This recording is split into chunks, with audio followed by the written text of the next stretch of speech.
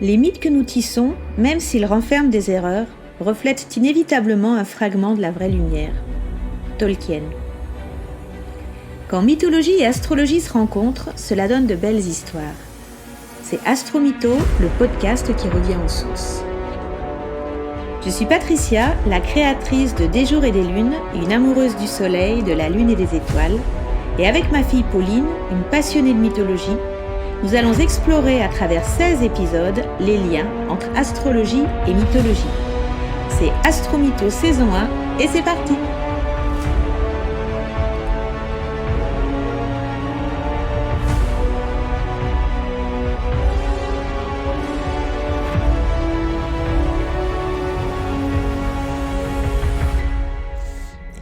Après avoir évoqué le soleil et la lune, les deux piliers fondamentaux de notre thème astral, ce que nous sommes et ce que nous ressentons à l'intérieur de nous, après avoir parlé la semaine dernière de Mercure, autrement dit de notre capacité à mettre en relation les gens, les choses, les éléments, nous allons aborder aujourd'hui une nouvelle planète qui est le pendant sensuel de ce qu'était Mercure au niveau intellectuel. Cette planète, c'est Vénus. Alors, Pauline nous en parlera mieux que cela tout à l'heure dans notre échange, mais il faut savoir que si Vénus a été nommée ainsi par les Romains, c'est parce qu'elle était la planète la plus brillante vue de la Terre. L'astrologue Steven Forrest dit que si le Soleil est le roi et la Lune est la reine, alors la princesse des cieux doit sûrement être Vénus. Si sa lumière est faible par rapport à eux, elle brille plus que tout le reste dans le ciel. Imaginez une perle chauffée à l'incandescence, c'est Vénus. Donc, tout naturellement, cette Vénus, c'est la planète que l'on va associer à la beauté. Mais en fait, c'est un petit peu plus compliqué, ou en tout cas un petit peu plus subtil que ça. Vénus, c'est pas uniquement l'amour. Vénus, avant toute chose, c'est la valorisation, c'est le pouvoir d'attractivité et c'est le magnétisme. Pour bien comprendre Vénus, je pense qu'il faut comprendre les deux signes qu'elle maîtrise, à savoir le taureau et la balance. Donc, ce qui veut dire que symboliquement, elle est également maîtresse de la maison 2 et de la maison 7. Tout est dit. La maison 2, ce sont les possessions, la maison 7, ce sont les relations. Et on élargit ainsi un petit peu la vision d'une Vénus qui serait uniquement beauté plastique pour aller voir un petit peu plus loin que ça.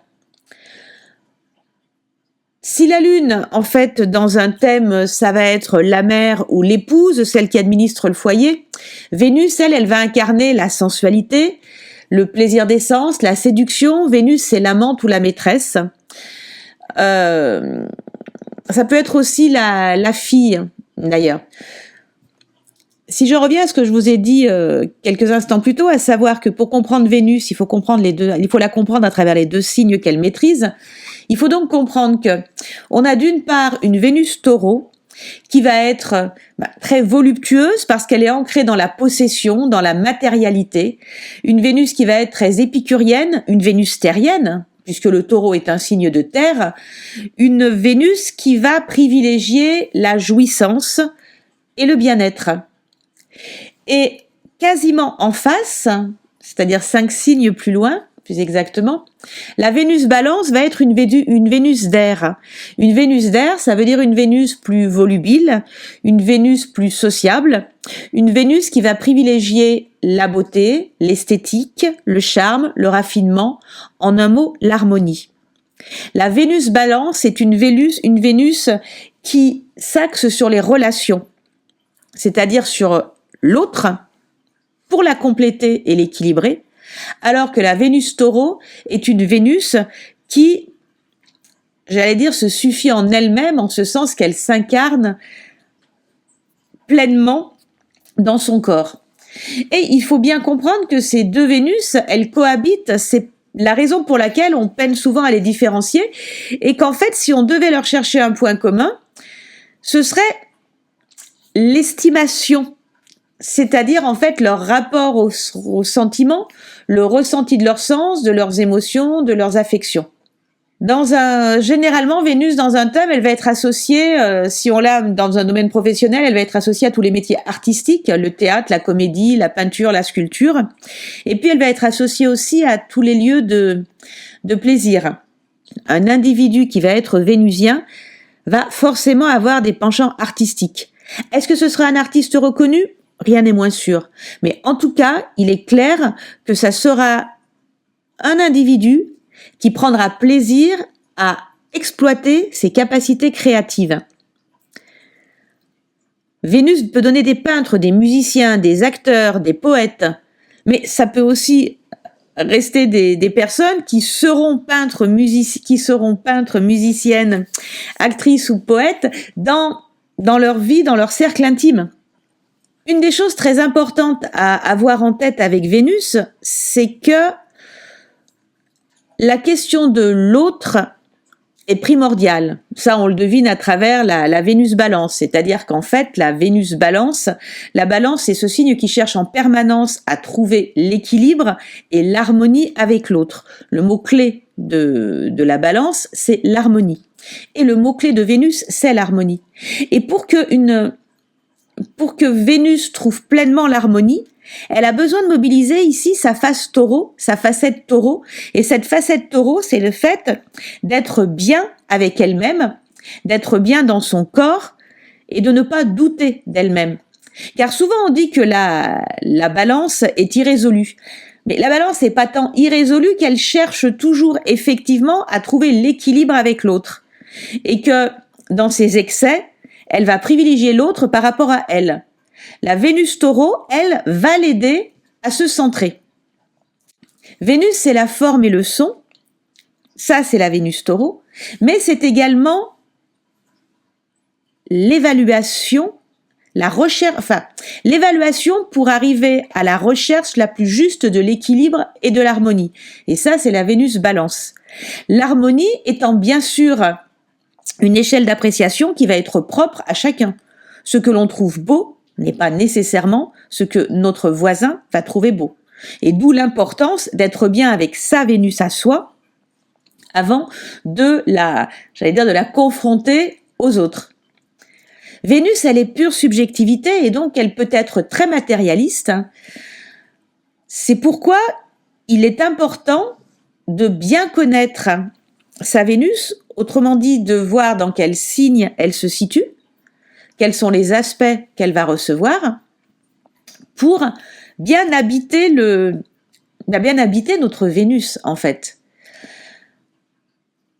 Le sens profond de notre Vénus, c'est de réussir à surmonter l'attrait du matérialisme, c'est-à-dire l'attrait un petit peu taurin, pour aller s'exprimer dans le monde.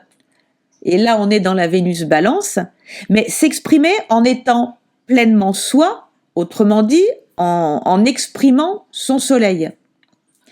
Mercure, grâce à son pouvoir de différenciation, il nous a fait prendre conscience des dualités, voire plus des différences. Et Vénus, elle arrive après Mercure, parce qu'après avoir pris conscience qu'il y a d'autres éléments, elle va leur attribuer une valeur grâce à ses facultés d'évaluation. C'est pour ça que Vénus va rajouter à Mercure le fait de donner du sens. Là où la Lune est psychisme, inconscient, expérience concrète d'une réalité quotidienne, sensibilité, émotion, émotivité, c'est-à-dire quelque chose qui est profondément intérieur, Vénus, elle essaye d'attirer vers elle depuis l'extérieur. Vénus, elle cherche à attirer. Vénus, c'est une force centripète. Mais Vénus va enrichir la Lune par ses sentiments, c'est pour ça qu'il est toujours important de regarder le signe de sa Lune et le signe de sa Vénus, et de regarder de quelle manière on peut essayer de les rendre compatibles si elles ne le sont pas a priori. On dit aussi que Vénus, c'est l'octave inférieure de Neptune, parce que Vénus, c'est effectivement une ouverture à l'autre, une ouverture à l'amour, là où Neptune va être un amour universel. Comme Mercure, Vénus est une planète intérieure. Elle est plus proche du centre du système solaire que la Terre. Donc de notre point de vue, en fait, elle s'éloigne jamais beaucoup du Soleil. La séparation maximale possible entre Vénus et la Terre, c'est 48 degrés. C'est pour ça qu'en fait, vous ne pouvez pas avoir une Vénus qui sera différente de plus de 2 signes en amont ou en aval de votre signe. Pour le dire plus clairement, si vous êtes Lion, vous pouvez avoir une Vénus qui sera Cancer, Gémeaux, ou une Vénus qui sera Vierge, Balance, mais si vous êtes Lion, il est absolument impossible que vous ayez une Vénus Capricorne. Donc si on résume, la fonction de Vénus, c'est de trouver l'équilibre et de nourrir sa sensibilité et son goût du beau. Le rôle de Vénus, c'est aussi d'établir des liens affectifs qui puissent soutenir et équilibrer. Et le rôle de Vénus, c'est aussi et enfin une capacité à développer une réponse esthétique au monde. Quand une Vénus est mal vécue et qu'elle tombe dans sa face sombre, elle va être marquée par l'indolence. C'est ce qu'on peut voir. Alors, si on regarde la face sombre un peu taurine, ça va être l'indolence, ça va être la mollesse, ça va être un abandon à la sensualité la plus débridée. La face sombre de la balance, ça va être le fait d'être manipulable, versatile, et en donnant l'impression de toujours vouloir échapper à quelque chose. Comment bien vivre avec sa Vénus ? Les questions qu'il faut se poser, c'est en fait, de quoi ai-je besoin chez un partenaire ? Qu'est-ce que moi, je peux apporter à une relation ? Et enfin, parce que ça, c'est la base avec Vénus, qu'est-ce qui me fait du bien ? Qu'est-ce qui me calme ? Qu'est-ce qui m'apaise ? Alors nous allons maintenant aller voir ce qu'il en est du côté de la mythologie, en allant discuter un petit peu de Vénus Aphrodite avec Pauline. On se retrouve aujourd'hui pour parler de Vénus, le deuxième bras armé du Soleil après Mercure. Donc comme je l'expliquais dans le précédent épisode, là où Mercure va être le mental, l'intellect, Vénus, ça va être les sentiments. Mais plus largement que les sentiments, on peut parler de valeur, c'est-à-dire qu'en fait Vénus, c'est essentiellement la valeur que l'on va donner aux choses, d'où les sentiments que l'on peut éprouver. Et c'est pour cette raison que Vénus, dans un thème astral, elle va bien évidemment représenter ce que l'on aime et la façon que l'on a d'aimer, mais également quelle valeur on va accorder aux choses. Et ce faisant, comment est-ce qu'on va estimer cette valeur ? Ce qui explique que Vénus soit à la fois en maîtrise du Taureau, qui est un signe terrien, épicurien, de jouissance de l'instant, et en même temps en maîtrise aussi de la Balance, qui est au contraire un signe d'air et un signe qui va être dans la recherche de la mesure, de l'équilibre et de l'harmonie. Et ce sont toutes ces facettes qui sont les facettes de Vénus. Alors dans la mythologie, qu'est-ce que l'on a sur Vénus ? Déjà, de qui est-elle la fille ? D'où vient-elle Vénus ? La chose qui est intéressante avec Vénus, et qui est d'ailleurs intéressante avec un peu toutes les divinités romaines, c'est que fondamentalement elles n'ont pas de généalogie avant qu'ils intègrent les éléments grecs. Donc dans le cas de Vénus, avant qu'ils l'intègrent à Aphrodite. Si on regarde de base Vénus, c'était une divinité de seconde zone pour les peuples italiques, donc les peuples de l'Italie pré-romaine en soi. Il y avait une mosaïque de peuples comme on avait en Gaule et on les appelle les peuples italiques. Et c'est une divinité de seconde zone. Il y a peu de mentions d'elle, elle est visiblement peu vénérée. De ce qu'on peut savoir, elle était plutôt une protectrice des jardins, des potagers. C'était une divinité végétale. Donc en ça, elle est assez proche du Taureau. Ouais, taurine, oui, c'est ça. Elle est assez proche du Taureau. Et quand au IIe siècle avant notre ère, on commence à faire des assimilations avec les dieux grecs, elle est associée à Aphrodite, qui là, lui donne tout en fait. Elle lui donne ses caractéristiques, ses attributs, ses légendes, vraiment tout. Et donc l'Aphrodite grecque est une divinité qui a un statut un peu particulier selon les mythes que les théogonies qu'on regarde, parce qu'elle est elle peut soit être fille de Zeus avec Dionée, soit, et c'est la généalogie la plus souvent, qui lui est le plus souvent attribuée, elle est fille d'Ouranos, dans le sens où... Donc Ouranos, c'était le grand-père de Zeus, pour se remettre dans la famille. Le dieu du ciel, donc le mari de Gaïa, la déesse de la terre, et qui a été détrôné par son fils, Chronos. Donc, le Saturne romain. Qui est associé plus tard au Saturne romain. Ouranos étant associé à l'Uranus romain par la suite. Et où en fait, quand Chronos, donc le roi des titans, détrône son père, une des choses qu'il fait notamment, c'est qu'il l'émascule avec sa faucille. Et les gouttes de sang liées à cette émasculation tombent dans la mer et au contact de l'écume crée Aphrodite. Qui est du coup. Je crois que d'ailleurs étymologiquement c'est le sens d'Aphrodite, c'est né de l'écume quoi. Il me semble qu'il y a quelque chose comme ça. L'étymologie n'est pas ma spécialité, mais il me semble bien que c'est ça. Et où du coup elle naît de la mer et sans ça elle devient du coup antérieure aux Olympiens, au reste des Olympiens. Et limite presque plus de la génération des titans que de la génération des Olympiens. C'est-à-dire qu'en fait elle est fille du ciel et de la terre. Ouais, des eaux. Plutôt fille du ciel et des eaux. Oui, c'est vrai, fille du ciel et des eaux, puisque. Ouais. Mais... Et d'une certaine manière, d'ailleurs, finalement, avec cette naissance-là, elle est un peu comme Athéna, mais je m'entends dans le sens que Athéna naît de son père, oui, et que, enfin, ne naît pas d'une femme, de la même manière que Vénus ne naît pas d'une femme. C'est ça. Et elle, c'est encore pire parce qu'il n'y a même pas de conception avec une femme. Il n'y a même pas de conception, il y a vraiment... Mais ce qui est aussi intéressant, c'est que du coup, on a cette émasculation crée Aphrodite et crée aussi les divinités qu'on appelle les Érini, qui sont les déesses de la vengeance.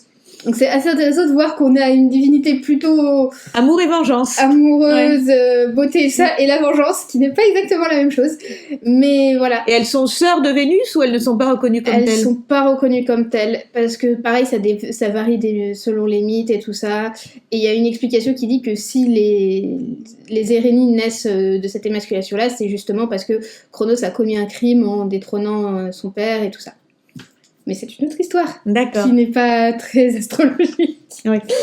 Mais oui, du coup, ce qui fait qu'en fait, Aphrodite, dans une partie de ses cultes, c'est pas forcément quelque chose qu'on retrouve après chez Vénus, mais Aphrodite, dans certaines régions de Grèce, est vénérée comme une déesse marine, comme une déesse des eaux. On a notamment le cas en Argolide et en Arcadie, où elle est vénérée comme avec des épiclèses, donc on en a parlé dans les épisodes précédents, mais c'est des surnoms qui font référence à la mer. T'en as pas un qui va nous là comme ça j'en ai pas en tête, mais alors ce qui est drôle c'est qu'en astrologie elle appartient finalement à deux éléments qui sont soit la terre avec le taureau, soit l'air avec la balance, mais elle n'est pas du tout reliée à l'élément. En revanche on dit que Neptune est l'octave supérieure de Vénus. Donc, il y a quand même un petit peu d'eau qui arrive d'une manière ou d'une autre. Voilà, ce qui peut faire lien. Mais oui, en fait, quand on parle de Vénus en mythologie romaine, on parle d'une divinité qui est excessivement influencée par la Grèce. D'ailleurs, et est-ce que on a une idée de cette étymologie de Vénus, d'où ça vient ? J'ai pas trouvé de choses très précises, donc je vais pas pouvoir dire là-dessus. Je pense que comme à l'origine c'était une déesse végétale, ça doit sans doute être une étymologie qui aurait un rapport avec la nature. Mais j'ai rien trouvé parce que justement on sait en soi pas grand-chose sur Vénus. Vénus en tant que déesse non influencée par Aphrodite. Oui, j'entends. Mais ouais, c'est une divinité qui reste mystérieuse et qui, une fois qu'elle s'associe à l'Aphrodite grecque, qui du coup, Aphrodite était une divinité qui avait vraiment des pouvoirs très étendus parce qu'elle protège les mariages, elle favorise l'entente entre les époux, elle fertilise les champs. Donc on retrouve un lien végétal avec... Et les mariages, parce qu'en plus, Vénus, la balance, la maison 7, c'est la maison des contrats, des engagements. Donc c'est ça, elle féconde les foyers, elle préside aux naissances. Du coup, elle est une des déesses qui préside aux naissances parce qu'on en a... on en a un paquet quand même. Il y en a plusieurs quand même. Et en s'associant quand on associe Vénus et Aphrodite, là on a une divinité qui est plus un peu plus femme fatale, un peu plus séducteur, parce que du coup, elle va devenir vraiment une représentation de la passion, et une représentation de la passion qui peut encourager les mauvais penchants, entre guillemets, des c'est-à-dire hommes. qu'en fait, la passion peut... La séduction. Oui, c'est-à-dire que si on prend même l'étymologie du mot passion, c'est ce qui s'oppose à l'action, quoi. C'est-à-dire que la passion, c'est ce que l'on subit face à l'action, qui est là où, au contraire, on est acteur de la chose, quoi. C'est ça. En fait, on la voit parfois quand elle est du coup, en cette Vénus qui prend des caractéristiques d'Aphrodite, comme une déesse qui encourage à l'adultère, qui invite les mortels à s'intéresser aux vices, à toutes ces choses-là, qui en soi n'existaient pas vraiment dans l'Aphrodite grecque, qui visiblement n'existait pas non plus dans la Vénus purement italique, pré-romaine. Donc c'est une divinité qui, en tout cas, a un rapport avec la fertilité, a un rapport avec les sentiments, les émotions, et qui est vraiment, en fait, qui est à la fois très composite, du coup, parce qu'elle devient autre chose quand elle se mélange à l'Aphrodite grecque, mais qui, en même temps, n'existe pas vraiment sans Aphrodite. Elle est vraiment très, très fortement liée à ça. Et d'ailleurs, c'est après son association avec Aphrodite, au IIe siècle, qu'elle commence à gagner de plus en plus de place dans le culte romain, place qui va être vraiment imposée quand César va décréter, entre guillemets, que sa famille, les Iulius, descendent de Iule, donc qu'on connaît sous le nom d'Ascagne en latin, en grec. Ah, pardon. Fils d'Énée. D'accord. Oui. Et donc lui-même fils d'Aphrodite. D'accord. Donc Jules César, il s'est doté d'une généalogie plutôt vénusienne. Voilà. Vénusienne, divine aussi accessoirement, mais. Ce qui est intéressant, parce qu'il aurait pu choisir de se rattacher à Mars et il a choisi Vénus. Oui. Mais comme il s'est rattaché à Vénus dans l'idée que, en fait, c'est pas tant qu'il s'est rattaché à Vénus, c'est qu'il s'est rattaché à Énée, qui est considéré comme l'un des ancêtres des fondateurs de Rome, comme en tout cas un personnage hyper important dans les mythes fondateurs de Rome. Et du coup, lui, il est défini dans la guerre de Troie, parce que Énée est à l'origine un prince troyen qui est un des rares survivants de la guerre de Troie, qui du coup fuit vers l'ouest en faisant tout un tas d'aventures. C'est l'Énéide de Virgile. Et où en fait, dans les mythes grecs, il est dit comme fils d'Aphrodite. Et donc, forcément, si tu te rattaches à la généalogie d'Énée, donc à travers son fils Iulius, le nom latin de César, tu te rattaches à une généalogie vénusienne. Et Vénus, elle l'a eu avec qui, Énée ? Alors, il me semble que c'est Anchise. Anchise, ouais. Ouais. Anchise. L'histoire du père Anchise qui était porté. Oui, c'est ça. Par Énée. Énée le portait sur son dos. Ouais, je me souviens plus de son nom latin, parce qu'il doit en avoir aussi, mais j'avoue que la guerre de Troie, je la connais plus avec les noms grecs. Et dans mes souvenirs, c'était un bon guerrier, un grand guerrier, et que c'est pour ça qu'il a attiré l'attention de la déesse. D'accord. Si on revient donc sur la question un petit peu plus de la place de Vénus parmi les dieux, donc on oublie, on va garder, parce que finalement je trouve que c'est celle qui est la plus utilisée, quoi, cette idée qu'elle n'est fille de personne, sinon d'une partie, d'une certaine manière, d'Ouranos. Et alors, quelle est sa place dans l'Olympe ? Parce que finalement, quand on regarde les femmes dans l'Olympe, sont souvent soit mères, soit sœurs. Elle est rien de tout ça. Elle est rien de tout ça, mais en même temps... Mère, épouse, pardon, et sœur. Elle est épouse d'Héphaïstos, quand même. Là, c'est un couple antithétique. Oui, clairement. D'ailleurs, c'est pour ça qu'elle le trompe avec Arès et Mars. Chez les Romains. C'est tout à fait. Et en fait, c'est d'ailleurs une légende assez connue, vu que pour se venger, entre guillemets, Héphaïstos les fait prisonniers dans un filet indestructible et invite tous les deux dieux à venir se moquer d'eux. Donc, elle est quand même épouse. Elle est fille de personne. Elle est sœur de personne. En tout cas, parmi les Olympiens. Après, elle incarne les sentiments et les émotions.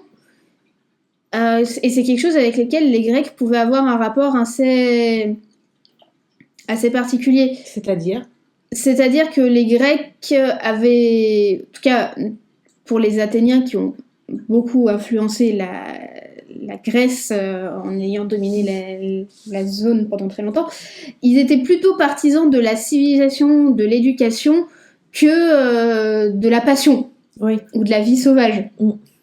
Notamment, par exemple, si on prend... La fameuse opposition nature-culture. L'opposition nature-culture, et si on regarde les statues de l'époque, on voit des mecs super musclés, super costauds, mais qui n'ont jamais des attributs sexuels hyper développés, parce que justement, c'était pas bien considéré d'avoir des attributs sexuels très développés, parce que c'était considéré comme une personne qui n'avait pas de contrôle sur elle-même et qui se laissait porter par ses émotions, par ses instincts, sa passion. Donc je pense que ça peut jouer dans le rôle un peu à l'écart, la place un peu à l'écart qu'avait Aphrodite, mais elle reste quand même membre des Olympiens, donc bon. Alors j'avais d'ailleurs lu quelque part que si elle était mariée à Héphaïstos, alors sur le papier, si on peut dire, le mariage pouvait sembler un petit peu contre nature, mais en fait, étant donné qu'Héphaïstos était aussi le dieu des forgerons, c'est-à-dire en fait celui qui donnait corps à la matière, et que Vénus, elle, c'était l'idée de la beauté. En fait, on pouvait voir dans leur union l'idée que elle suggérait la beauté que lui allait mettre en œuvre. Ouais. Oui, c'est vrai qu'on peut voir ça comme ça. Ils n'ont pas d'enfants. Ils n'ont pas d'enfants dans mes souvenirs. Ou alors, s'ils en ont, c'est des... Pas connus. Pas connus. Par contre, on lui donne pas mal d'enfants avec d'autres dieux. Elle en a eu avec Arès. Elle en a eu avec Hermès, parce que c'est Hermaphrodite. Ouais. Qui est entré dans le dictionnaire. Qui aujourd'hui est un mot entré dans le dictionnaire. Qui d'ailleurs, si on regarde, combine les noms de ses deux parents, donc ils sont peut-être pas allés chercher très très loin le nom. Mais il y a certaines légendes où on dit que c'est Eros, donc Cupidon chez les Romains, et son fils aussi. Il y a d'autres légendes qui disent qu'il est né au tout début du monde, du chaos, donc voilà. Avant. Mais ouais, donc elle a des enfants. Pas avec forcément Héphaïstos. Ou alors, en tout cas, s'il y en a, ils m'ont pas plus marqué que ça, donc je vais dire qu'ils en ont pas. Et par contre, les enfants qu'elle a avec Mars alors, ils m'ont pas marqué plus que ça. Donc, mais je sais... Oui, donc du coup, avec Arès, c'est Arès qu'on a... Quand on dit que Eros est son fils, on dit que c'est Arès son père. D'accord, donc Eros, l'amour se retrouverait le fils du dieu de la guerre et de la déesse de la beauté. Okay. Voilà, avec avec Arès, on lui donne aussi d'autres enfants, Phobos et Deimos, qui sont alors la peur et je sais plus, la terreur, la haine, je ne sais plus, Deimos. Ouais, donc en fait pas des choses très très jolies. Non, terreur, voilà, Deimos, et Phobos, la phobie, donc la peur. Oui, alors là, autant l'amour c'est sympathique, autant les deux, la peur et la terreur, c'est pas hyper sympathique, on va pas se mentir. On lui donne aussi une fille, Harmonie, qui, pareil, est assez liée à, comme son nom l'indique, à l'harmonie. Avec Hermès, donc du coup, comme on l'a mentionné, elle a Hermaphrodite. On lui donne aussi un enfant avec Poséidon, qui est Rhodé, qui est en gros qui est associée à l'île de Rhodes, mais là aussi c'est un peu étrange parce que elle serait fille d'Aphrodite et Poséidon, mais en même temps épouse d'Hélios, le titan du soleil dont on a parlé dans un des épisodes précédents, ce qui du coup est un peu bizarre parce que c'est pas la même génération. Après c'est la mythologie, donc j'ai envie de dire à partir de là c'est inter et multigénérationnel. Voilà, on va pas s'arrêter à des choses aussi triviales. Voilà. Elle a aussi, on lui donne aussi une relation avec Dionysos, où là, elle a notamment 2 enfants, Hymen, donc qui est une divinité du mariage, et Priape, qui est plutôt l'appétit sexuel. Voilà, on va dire ça. Gentiment, si c'est gentil. On va rester sobre. Voilà, sobre. Donc voilà, on lui donne des enfants comme ça avec plein de dieux, jamais avec son époux légitime. Mais voilà, c'est une déesse qui je pense, est toujours convoitée comme... en fait, je pense qu'on peut dire que c'est une... C'est la femme objet. C'est la femme objet de la j'allais dire de l'Olympe. Un peu, je pense que elle peut représenter aussi cette vision qu'on a des femmes de la femme convoitée. La belle femme que tu veux... À tout prix. Que tu veux à tout prix. D'ailleurs, la femme trophée. En quelque sorte, ouais. Par exemple, si on voit la guerre de Troie, le début de la guerre de Troie, c'est parce que Paris doit choisir entre 3 déesses, donc Héra, Athéna et Aphrodite, désigner la plus belle. Et en échange, chacune lui accordera une chose, et il choisit Aphrodite comme la plus belle des déesses, qui lui accorde la main d'Hélène, qui était pourtant déjà mariée à Ménélas, roi de Sparte. Mais donc, du coup, si on regarde, en fait, la plupart des mythes où elle apparaît, c'est des mythes où, là, c'est pour parler de sa beauté. Donc, elle n'est jamais vraiment... Et puis, finalement elle n'a jamais vraiment d'autres fonctions. Oui, mais finalement aussi, on le voit là avec le rôle qu'elle a tenu dans la guerre de Troie, je dirais, c'est un petit peu... celle qui amène le trouble aussi. Oui. Et dans alors, ce cas-là, on revient sur l'idée qu'effectivement, quand on parlait de la beauté fatale qui peut amener le trouble, mais là, il y a de cette idée-là aussi. C'est exactement ça. On peut avoir cette idée-là. Donc, c'est pour ça, d'ailleurs, que les Grecs cherchaient à maîtriser. Il y a certainement de ça, oui. Et puis, ouais, c'est une déesse qui est, je pense, un peu à part parmi d'autres, parce que si on regarde... Parmi les autres déesses, Héra, elle a une symbolique. En fait, Héra aussi incarne quelque chose d'assez impalpable, vu que c'est une des protectrices du mariage, notamment. Mais Athéna, en tant que déesse de la sagesse, de la stratégie guerrière, des arts et métiers, elle touche à quelque chose de tangible. Déméter, elle touche aussi à quelque chose de tangible, parce que c'est la nature. Aphrodite, c'est vraiment quelque chose de très intangible, l'émotionnel, la beauté, les sentiments. L'abstrait. C'est très abstrait. Et on la rattache aussi aux arts parce qu'elle est quand même, enfin en astrologie, elle apporte le sens artistique, Vénus. Donc que ce soit le sens artistique, on va dire, ancré dans la matière avec le taureau, ou dans la recherche de l'harmonie des lignes équilibrées dans la balance, ou est-ce que ça reste quand même le domaine d'Apollon plutôt, les arts et point barre? Alors,